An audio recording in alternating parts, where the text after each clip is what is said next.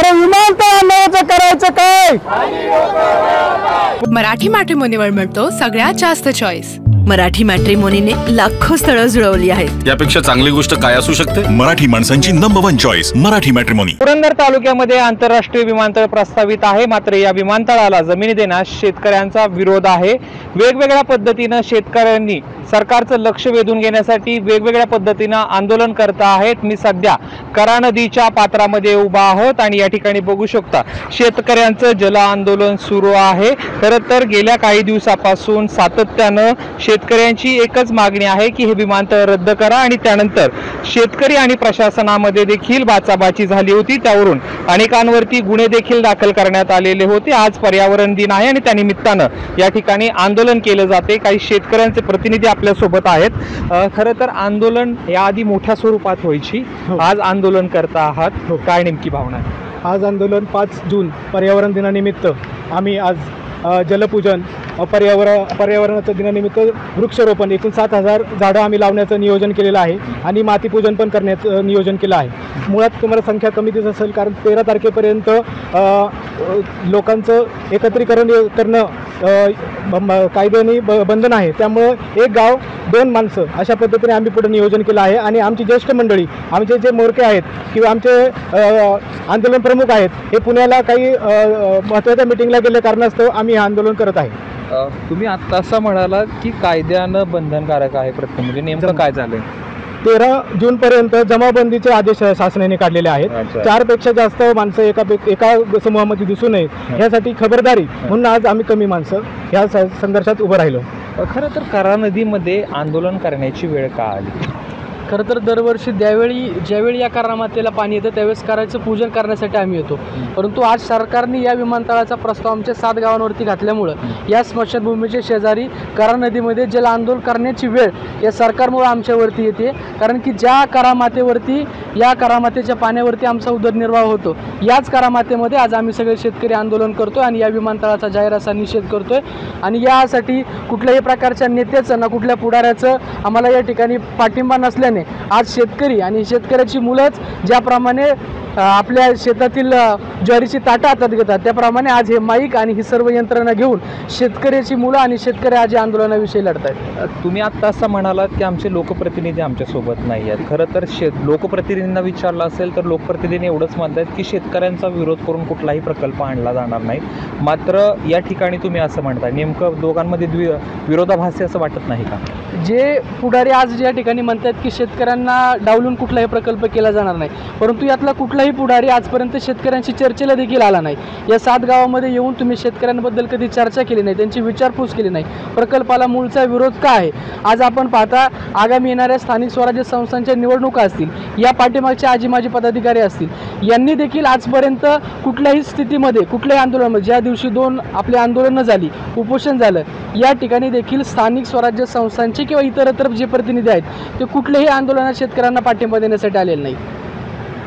या ठिकाणी हातात तुम्ही फ्लेक्स घेतलेला आहात, भाकरी पूजन, माती पूजन, जलपूजन, आणि हातात देखील कागद आहे। जर शेतकरीच संपला तर सगळेच उद्ध्वस्त होणार आहे, ना माती राहणार आहे, ना मातीपासून उत्पादित होणारं पीक राहणार आहे। म्हणून हे माती, भाकरी, माती आणि जल असं आम्ही हा आंदोलन करतोय। आणि आंदोलन करत असताना आम्ही मुद्दा म्हणून इथं हे कुंभारवण गाव आहे आणि कुंभारवण गावचं स्मशानभूमी आणि बाजूला असलेला हा करा नदीचा काठ हा निवडलेला आहे। त्याचा मागचा उद्देश असा आहे, जर सरकार जबरदस्तीच करणार असेल तर मग आम्हाला स्मशानभूमी जवळ आहे की आम्हाला शासनाला दाखवून द्यायचं आहे। बाबा वय किती आहे? 80। गाव मुंजवडी। आता इथं सरकार म्हणतंय चांगल्या सोयीसुविधा येईल, विमानतळ झालं तर चांगलं रोजगार प्राप्ती होईल, व्यवसायाला चांगल्या संधी, इथं पिकतं फळबागा, अंजीर, बाहेरच्या देशात जाईल म्हणून काढते का सरकार? म्हणून विस्थापित करते का? फळबाग इथे चांगली जाती, सारखं प्रसिद्ध झाले देशात फळबाग इथली, अंजीर वगैरे, म्हणून हे विस्थापित करणार का शेतकऱ्याला? फळबाग कोण लावणार शेतकरी गेल्यावर?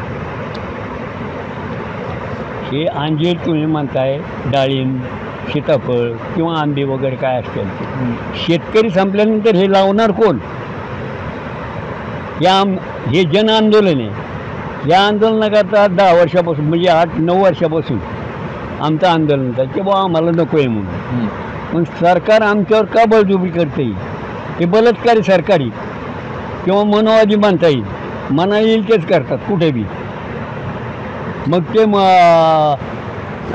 जर जिल्ह्याचा तालुक्याचा नेतृत्व जर आम्हाला पाठिंबा देत नसेल आणि इलेक्शनच्या टायमाला म्हणतात काय गा अशी अडाणी लोक अनाडी लोक गाठतात, जे पैसे दे मतदान, हे काय हे करायचं काय सरकारला? आणि त्याच्याकरता आता वास्तविक लोकांची बी काही चूक आहे, कारण का पैसे घेऊन दनादन हे सरकार निवडून दिलं.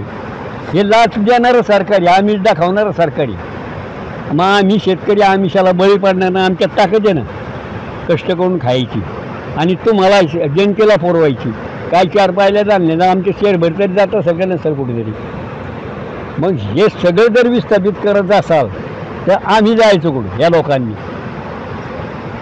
मग त्यांचा काही विचार केला नाही सरकारने की तुम्हाला विमानतळ होणार विमानतळ. कारण का आम्ही काय पनवेलसारखी जमीन नाही आमच्याकडे, कारण का पनवेलला खाचरे तिथं काही पिकत नाही. पण इथं सगळं पिकतं आहे ना. आणि सरकार सांगते झाडं लावा, झाडं जागवा. कोणाकरता ही झाडं आणि विमानतळ कोणाकरता करणारी? नेमकं आमच्याकरता आम्हाला काय त्यातून मिळणारी? आणि मग तुम्ही आम्हाला अगदी काही लोकांचं असे लोक म्हणणे ज्याला जमीन नाही ना ते काय म्हणतात जाऊ द्या खुशाल. अरे जाऊ द्या, पण तुमची मयत तरी उचलायला आम्ही कोणतरी पाहिजे ना. शेतकरी याला तर तुम्हाला कोण उचलणार?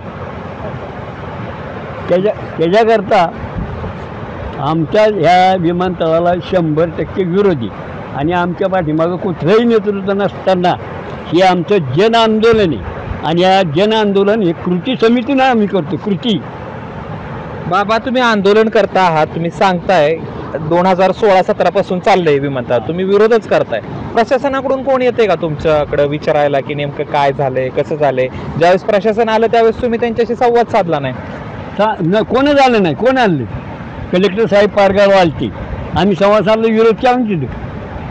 7 गावात लोक ते आलते ना शासनाचं, आम्ही विरोधच केला ना त्यांना किंवा आम्हाला नको आहे हा प्रकल्प म्हणून. पण त्यांनी काय सांगितलं की आम्ही शेतकऱ्याशी संवाद साधू. कोण संवाद साधणार? जो ज्यांना जे अपेक्षित आहे विमानतळ, ज्यांनी ते आणले त्यांनी आमच्या समोर यायला पाहिजे ना. कुणी आणले? शासनाचा माणूस कोण आहे त्यांचा प्रतिनिधी? या आम्हाला सांग, आम्ही कशाला नाव घेऊ त्यांचं? सगळ्या दुनियाला माहिती आहे की कोण आणले का नाही ती. आम्ही नाव घेऊन कशाला वाईट होऊ? तुम्ही वेगवेगळ्या पद्धतीने आंदोलन करता आहात. खरं तर या आंदोलनाची दखल सरकार घेईल असं वाटते का? कारण सरकारचे जे प्रतिनिधी आहेत ते सातत्यानं सांगता आहेत की या पुणे जिल्ह्यात विमानतळ व्हायला पाहिजे, त्यावरून तुम्ही हरकती देखील. तुम्हाला काय वाटतं? मुळात पहिली गोष्ट, आज पर्यावरण दिन आहे. पर्यावरण दिनानिमित्त आम्ही या ठिकाणी नदी वाचवा आणि आता आम्ही वृक्षारोपण करतो आहे, मातीची पूजा करतो आहे. हे यासाठीच करतो आहे की आम्हाला हे माती पाहिजे, ही नदी पाहिजे. ही आज सगळ्यात स्वच्छ आणि चांगल्या पाण्याची नदी असेल तर ती कऱ्हा नदी आहे. याच नदीच्या पुढे, इथून पुढे ही नदी गेल्यानंतर खंडोबा, जे महाराष्ट्र राज्याचं आराध्य दैवत आहे, त्यांची पालखीचं स्नान या नदीमध्ये केलं जातं. संत सोपान काका महाराज यांच्या पादुकांचं स्नान या कऱ्हा नदीमध्ये केलं जातं. संत ज्ञानेश्वर यांच्या पादुकांचं स्नान या कऱ्हा नदीमध्ये केलं जातं. इतकी पवित्र ही ब्रह्मदेवाच्या कमंडलूमधून तयार झालेली कऱ्हा, या कऱ्हा नदीला ज्यावेळेस इथं विमानतळ होईल त्यावेळेस याच्यात प्रदूषित पाणी जाईल आणि ही नदी पूर्णतः प्रदूषित होईल.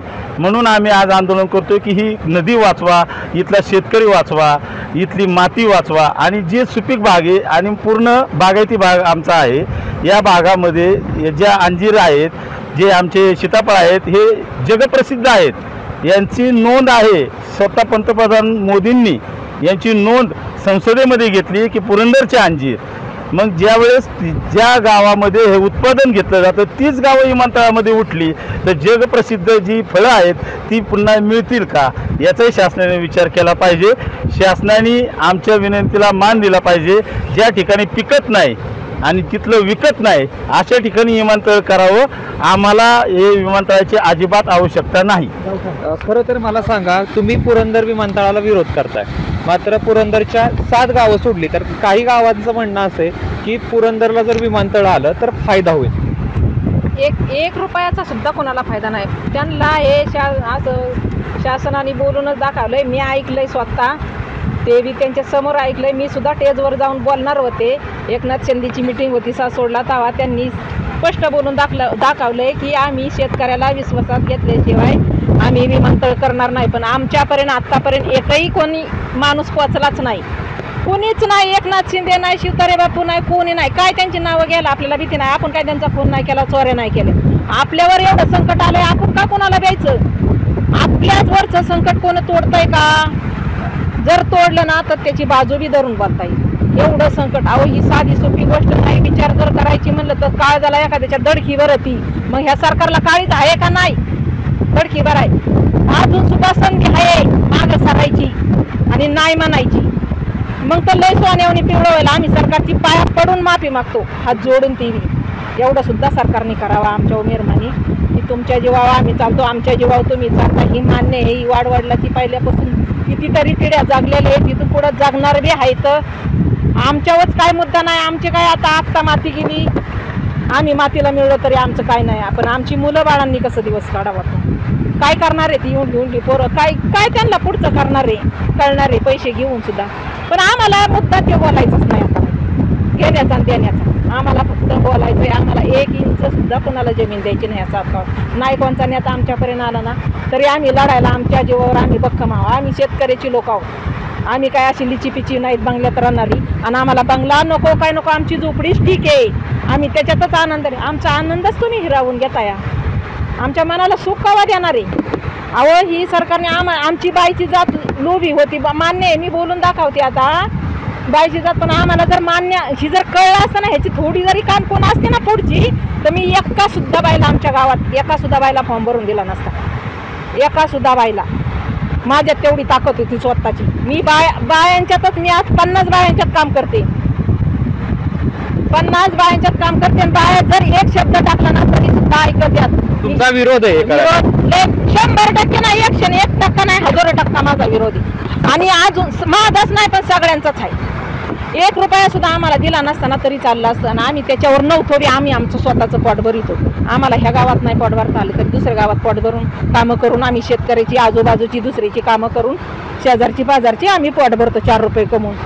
नाही पाऊस पिकला ना तरी आम्ही दुसऱ्या गावात कामाला जातो आणि घरी येऊन सुखाची भाकर खातो आणि रातभर आनंदाने झोप काढतो. सकाळचं उठून परत कामाला जातो.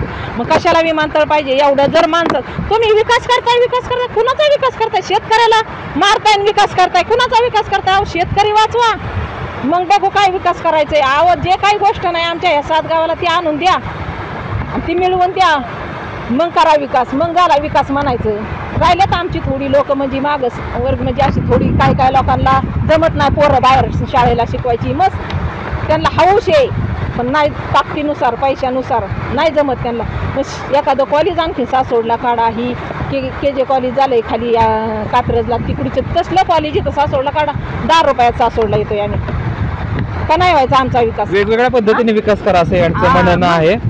खरं तर आज आंदोलन करतात, पुढची दिशा काय असणार? आज जागतिक पर्यावरण दिन, त्या 7 गावांनी तिथं वृक्षारोपणाचा कार्यक्रम घेतलेला आहे. त्यामुळं मी आम आदमी पक्ष शेतकरी आघाडीच्या वतीने त्यांना पाठिंबा देण्यासाठी आलेलो आहे. आणि विमानतळाच्या बाबतीत म्हणताल तर शेवटच्या शेतकऱ्याला जोपर्यंत न्याय भेटत नाही तोपर्यंत आम आदमी पार्टी हा शेतकऱ्याच्या सोबत उभी राहील. खरं तर कुंभारवळणमधली स्मशानभूमी आणि स्मशानभूमीच्या शेजारी या ठिकाणी जे आहे ते काही जण नदीत उभा राहून तर काही जण काठावर जे आहेत ते आंदोलन करत आहेत. पुढच्या आंदोलनाची दिशा कशी असणार आहे? पुढच्या आंदोलनाची दिशा ॲक्च्युली आमचं नेतृत्व आमचे PS मेमाने सर हे करत असतात. पण आज पुण्याला गेल्या कारणास्तव आम्ही आज एक खारीचा वाटा ह्या अनुषंगाने आम्ही ह्या आंदोलनाची दिशा आजची दिवसभराची ठरवलेली आहे.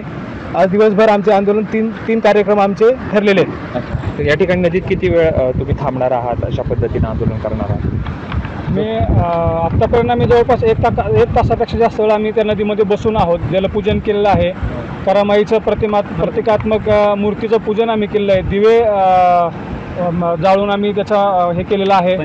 पंथी जाळून आणि अजून आम्ही एक अर्धा तास तरी आम्ही इकडे बसणार आहोत पाण्यामध्ये. ही आमची भूमिका एकच आहे. आम्हाला काही शासनाला काय होतं की बऱ्याच असं वाटतं की लोक आत्महत्या केले. आम्ही आत्महत्या करणारे नाही आहोत, आम्ही लढणारे आहोत आणि आम्हाला लढायचं आहे, आम्हाला संघर्ष करायचा आहे, आम्हाला हे विमानतळ हद्दपार करायचं आहे. त्यासाठी आम्ही हा संघर्ष करतो. आम्ही इथं काय आमचं आत्मबलिदान देण्यासाठी आलेलो नाही आहे, परंतु जागा मात्र आम्ही निवडताना निवडली की स्मशानभूमी. त्याच्या मागचं कारणच ते आहे. जर शासन जबरदस्ती करते तर मग स्मशानभूमी आम्हाला जवळ तुम्ही आणून दिलेलीच आहे. तर हे शेतकरी आहेत आणि या ठिकाणी जे आहे ते करा नदीमध्ये जाऊन आंदोलन करता आहेत आणि भूमिका एकच आहे, विमानतळाला विरोध, 1 इंचही जागा देणार नाही या मतावरती आजही शेतकरी ठाम आहेत. कॅमेरा पर्सन जीवन सह जयदीप भगत, ABP माझा, कुंभारवळण, सासवड. एबीपी माझा, उघडा डोळे बघा नीट.